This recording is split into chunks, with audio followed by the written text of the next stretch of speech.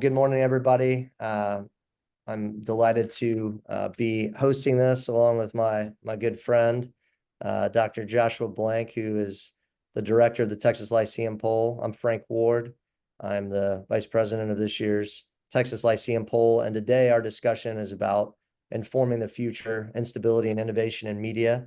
So heading into our third quarter conference in Dallas, Josh and I are going to hit on some key questions based on the polling data that he conducted in the spring. We have some really interesting insights here. Josh, we're going to start off with the list of institutions in American society that our respondents had various insights on. So, in this, we asked them about the news media, public schools, criminal justice system, large technology companies, the police, military, the presidency, the U.S. Supreme Court, and Congress. And so my first question for you, Josh, has to do with what really struck me in these results was a combined 29% of respondents saying that a great deal and or quite a lot of them have confidence in the news media. And yet a combined 34% of respondents said they have a great deal or quite a lot of confidence in large technology companies. So based on our poll results, what do you make of big tech being seen as a more reliable institution than media outlets? Maybe not surprisingly, Congress was the only institution that garnered less confidence, which we've seen in lots of polling over the years. And perhaps also not surprisingly, the military garnered the most confidence. But big tech seems to get pilloried quite a bit, and yet here they are with a higher confidence rating, at least in terms of response from our participants. What do you make of that? Yeah, when looking at the confidence that Texans express in different institutions, I think one of the first things that you have to ask yourself is what are we asking of those institutions? And in some sense, the institutions that rise to the top, in a lot of ways, have easier tasks at hand. I mean, the military and the police rise to the top of these rankings in many ways because they're asked for one thing primarily, which is safety and national security. And for the most part, people think they do that very well. At the bottom of the list, you have institutions like Congress, who clearly people have very different expectations for, and for whom the problem set is really infinite, right? Not only in terms of the things that Congress may or may not face, but also in terms of the things that people may want Congress to face. And then you have these institutions like the media and now big tech, some sort of sitting above the Congress, but below institutions like the military. And I think what this reflects in many ways is the fact that they have hard but somewhat definable tasks. They're trying to meet their markets. They're trying to satisfy their customers in one way or another. And in some ways, the fact that tech outpaces the media is the fact that in some ways, tech's job is easier because they get to create the solution. Whereas media is still trying to fit a solution into people's changing sets of expectations. Yeah, that's a really good analysis there, Josh, and I agree. There's a lot to unpack there, and with that, we had another question that I think also elicited some really interesting results. So, we then asked, for our participants, our respondents rather, to look at where they get their news, how much, do they rely on national news outlets, local news, large newspapers like the Washington Post, the New York Times, the Wall Street Journal, friends, family, and acquaintances, social media sites like Facebook and X, TikTok, YouTube, podcast, alternative cable news services, talk radio, and their political leaders and public officials. And we broke it down by, in very similar fashion, a lot, some, not too much, or not at all. And so in this, Josh, more respondents, 70% overall, claim to get a lot or some of their news from local news outlets, compared to 60% saying that they get a lot or some of their news from national news outlets.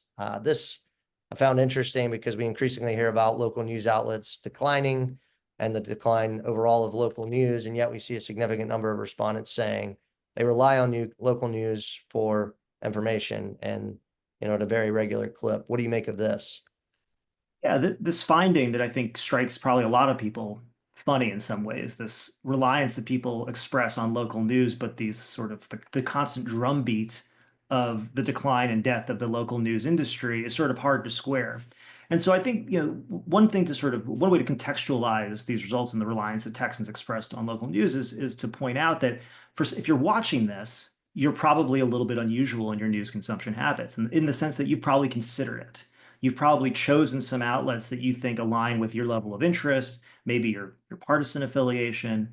And so the idea that there are people who are merely relying on local news might seem strange, but if you really think about it, most people catch the news, right? It's on in between something else.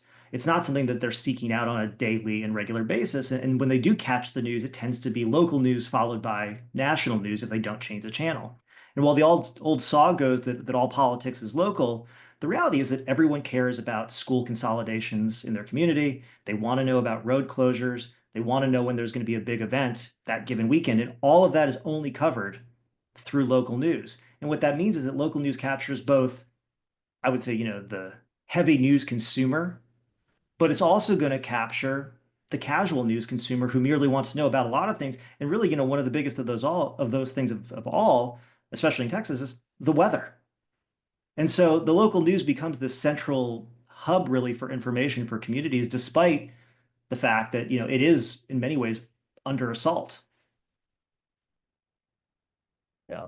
Well, it'll be an interesting thing to watch, Josh, because there seems to be a re-examination now of uh, the prevalence of local news, and we see in Texas even some new local news sites and services that are springing up. So it seems like in terms of the demand and meeting the moment, that is what we're. I think the problem hasn't changed, which is people need to know about things going on in their local communities, and this is not something that national news outlets, or consolidation can really easily solve. Well put.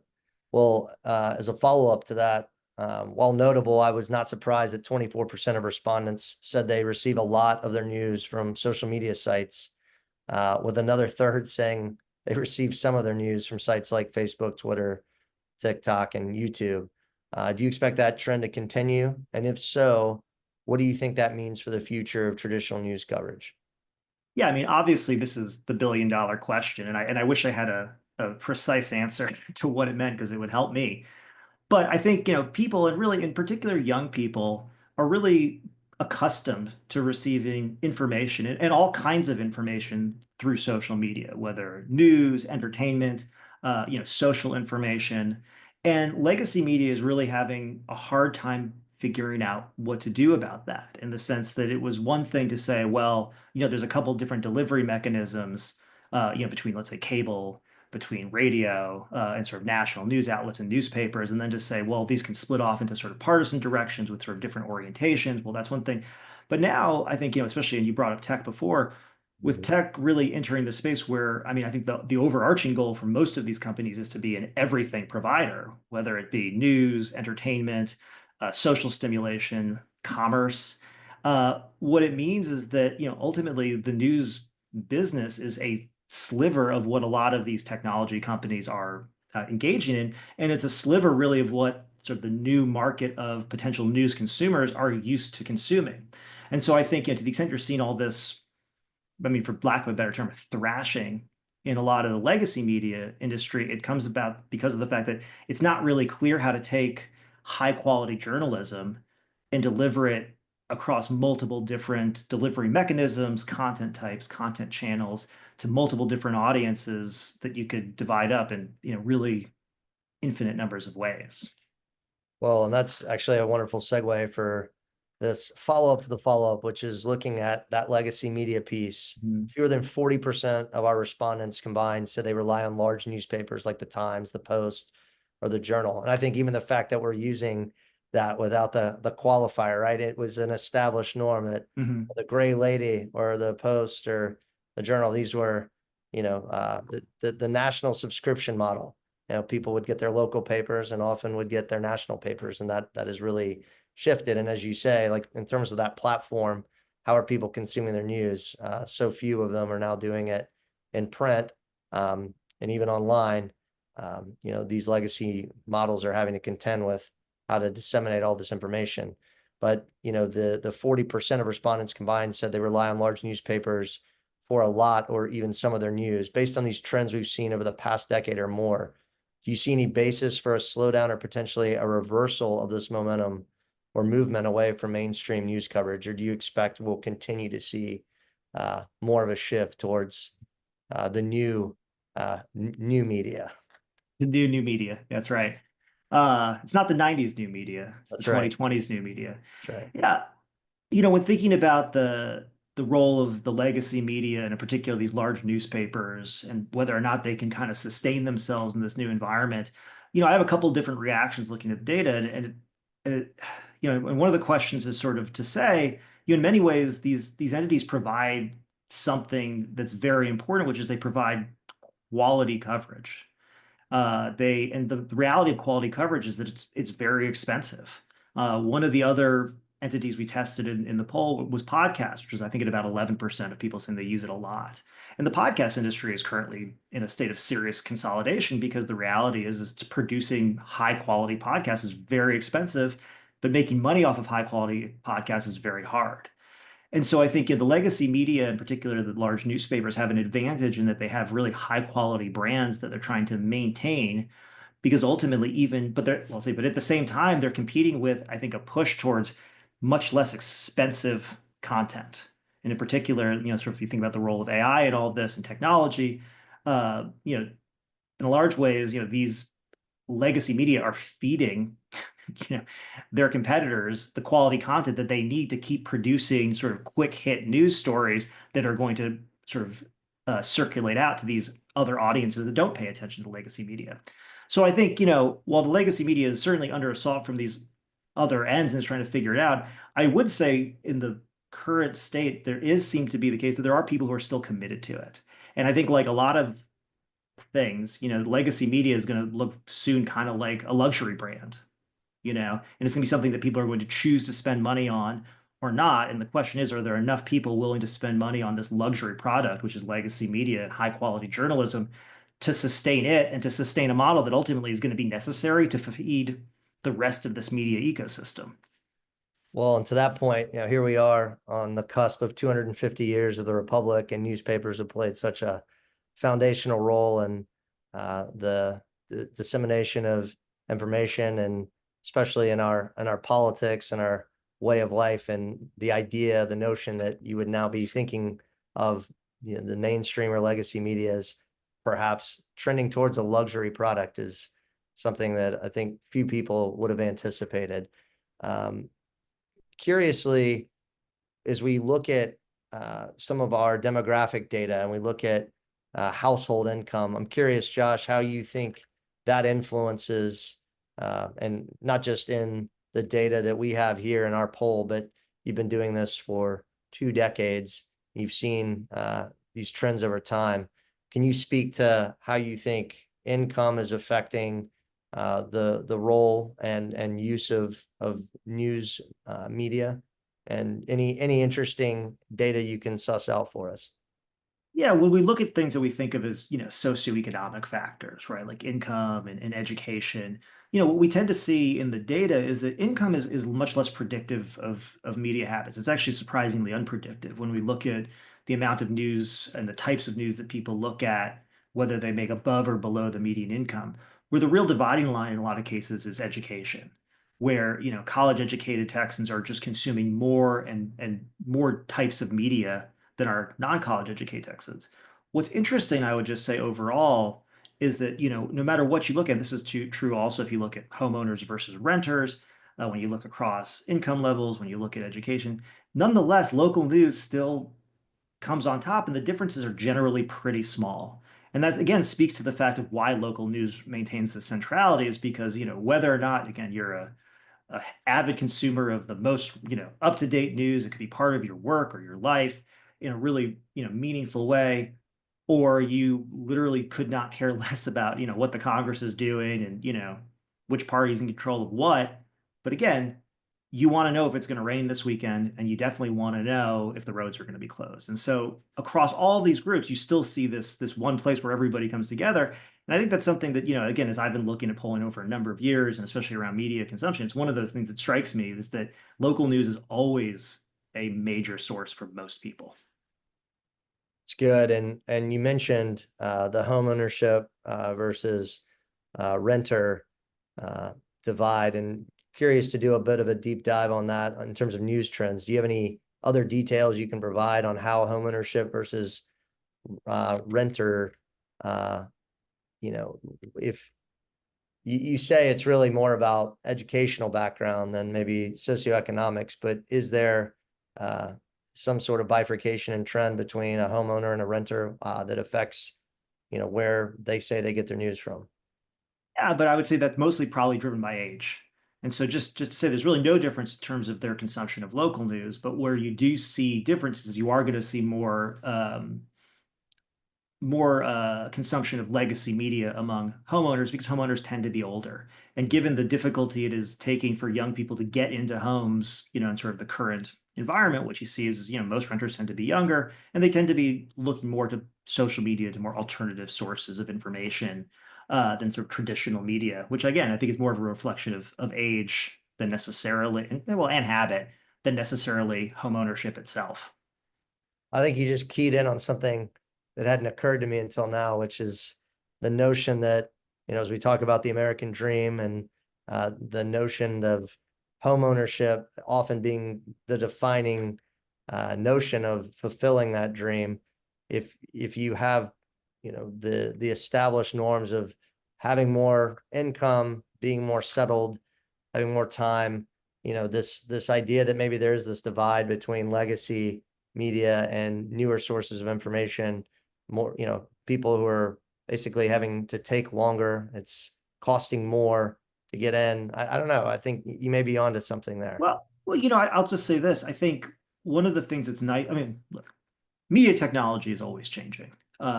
It's sometimes slow, sometimes fast, and usually when it's fast, it's pretty fast. At one point there wasn't a printing press. Things change dramatically, and I think the adoption of those changes is gonna differ by generation. I think one of the nice things about these results to me normatively is the fact that whether you're a homeowner or a renter, you're still looking at local news the same amount because ultimately you still care about what happens in your community. And that's one of the things we always we're talking a lot, always often about what divides people. But honestly, what brings people together is that, they want to live in a safe, prosperous, happy place. And the best way to know if that's going on is to look right around them. And that's what most people do, regardless of their age level, their income level, whether they own or rent a home. Whereas I think to your point, historically, there's been a sense that home ownership is a gateway into sort of civil society. And there's some truth to this because ultimately, once you own a home, you pay property taxes in Texas. There's a good chance, maybe at that point you might have kids that are in the public schools. And these are things that draw people into the public space in a way that, maybe if you're just stopping through, maybe it doesn't. But as the balance changes in terms of, who's renting and who's owning and the decisions around that, ultimately that kind of simple divide, it doesn't really make as much sense anymore. In some ways, I said we should respect the renters a little bit more than I think, we tend to. Can you elaborate on that point a bit? Do you mean respect in the sense of uh, their place Well, in a town or a city? Well, yeah, in the political system, it's a choice that people are making. It's not a del there, there are a lot of people who aren't delaying home ownership, solely because, of financial reasons. They're delaying home ownership because they're questioning the value of it. And that doesn't mean that it's right or wrong for any individual person, but what it means is that, the sort of way that we've thought about home ownership is tying somebody's to a place and giving them roots there and giving them, an entry into civil society and into the community. Well, all I'm saying is that I think, there's probably wise to expand that definition a little bit further into, a lot of cases, there's a homeowner renter divide. Well, the renters are probably going to be living in the community for a long time too, and they care. Really good point. Appreciate that. Okay, so next I want to get your thoughts, Josh, on how our 2025 Lyceum poll results around media and news consumption compare to other polling on news consumption habits. You live and swim in data every day, and curious to know if there are any trend lines our poll is picking up on that you haven't seen in national polling around this topic area, or even the reverse.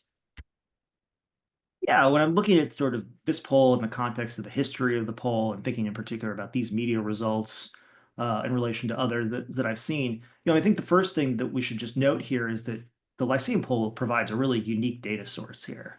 Not just to Texans really, but to anyone trying to understand these issues because Texas is such a unique diverse young state. And so when we're looking at a survey of the adult population in Texas, we're looking at a survey of a majority minority population. We have a lot of Hispanics in the sample. We have a lot of young people in the sample. We have a lot of people with different backgrounds in the sample that honestly you don't see if you're looking at polls of registered voters. And honestly, you don't see if you look at surveys in many states or even in some cases in the country as a whole. And so one of the things that I think is really valuable about a survey like this, looking at media habits in particular, is that a lot of people would give a lot of money to go out and survey a young, diverse population on their media habits. And simply by surveying a representative group of Texans with a large sample of 1,200 respondents, we actually have a really unique data set for people to look at and probe and ask questions of. So that's the first thing. Mhm. The second thing I'll say is, you started by talking about big tech and all of this, and I think it's hard not to think about, sort of where big tech and news media and all of this and intersect social media. And one of the other pieces of the poll that we talked about that I think is another sort of intersecting point here that actually makes this overall survey really interesting is all the questions we asked about AI and Texans' Mhm. experience with AI. And one of the things that I think one of the big takeaways from that section and something that I'm seeing more and more as I see more data on this is, the people who write and think a lot about AI are kind of at the leading edge of AI, and they know a lot of people at the leading edge of AI. It's just like that we're talking about those news consumption habits. If you're watching this, you probably, have a pretty considered set of news sources, but that's not most people. If you work in AI, if you talk about AI, if you're around AI, you probably, are around a lot of other people who are too.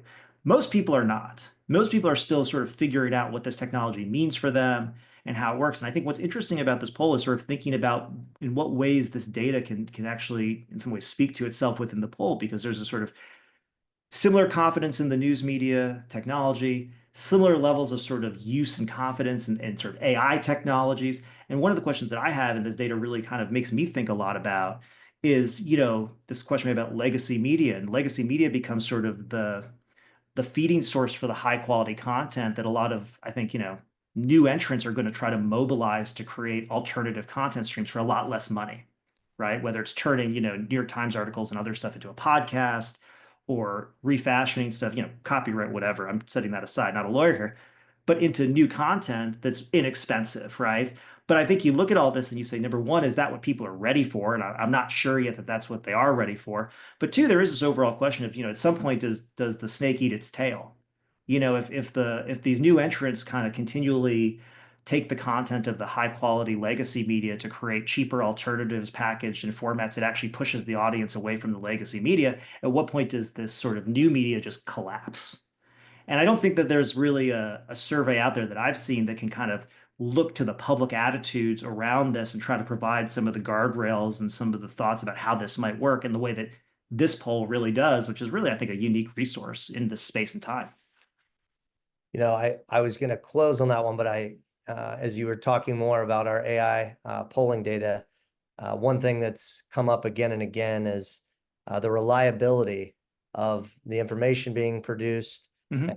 We've gotten into this a lot where, there are concerns about trust in reporting. What would you say to that? Do you think that that pursuit of objective news coverage and truth, which has been under a lot of scrutiny, enormous scrutiny in the past couple of decades, and there seems to be a direct corollary, whereas trust in traditional news media has, if not collapsed, certainly declined significantly. People are turning to other less tested forms of coverage because there's a lot out there about people trusting much more what their friends and family are putting out than what they may be seeing from media. So just curious if you have any final takeaways on that point and what that may augur in the coming years for media consumption habits. I mean, ultimately, I think the media is going to have to accept the fact that the slice of the pie that each of them is going to get is probably going to be smaller. But I also think that brands are very powerful constructs. And while there are going to be people who are, seeming to turn away from some of the legacy media, I don't think a lot of those people were consuming that legacy media at high rates to begin with, just to sort of put that out there. Mhm. And so, for those legacy media who are trying to serve their communities with high quality information, I mean, one of the things that kills them is getting it wrong. An AI model doesn't get killed for getting it wrong, right? Once or twice, or maybe 100,000 times. And that's part of it too, is that it's kind of opaque to us. Or your Uh, friend or family member puts out a tweet or, and right. But whatever an the article, source, it's a yeah, different level of expectation, right? an article on the front page of the New York Times, the Washington Post, the Wall Street Journal, or even the front of the web page carries a certain expectation of, accuracy. Now, interpretation, people can argue about interpretation, they can argue about emphasis, but in general, the idea is that these outlets have spent the resources, significant resources, most of the time, to put someone in the room to know exactly what happened, and then to put the weight of the brand of that entity behind it. I don't think that there's any sort of weight behind ChatGPT or Mhm. Gemini at this point that it has, that those entities have, at least amongst, I would say most of the people making big decisions in society. Now the question becomes, and this is where I think the trust factor comes in, and I think AI technology companies are trying to deal with this, is, Mhm. how do they establish guardrails for themselves so that they can have, if not similar levels of trust, acceptable levels of trust, so that people will use them instead of these entities that actually are putting their name directly behind it. I think you may be speaking to some exciting additional polling we could do on this because I would love to see where some of these trend lines take us Yeah, for sure. Me in the too. months and years Sure, we ahead. will. Yeah. Well, this has been really insightful. Much appreciated, Josh. Thank you so much for weighing in on our Lyceum poll data for media and news consumption, and looking forward to checking back in with you later this year when we dig into some other yet to be revealed data. Yeah. Well, thanks for having me. Thank you so much. All right, man.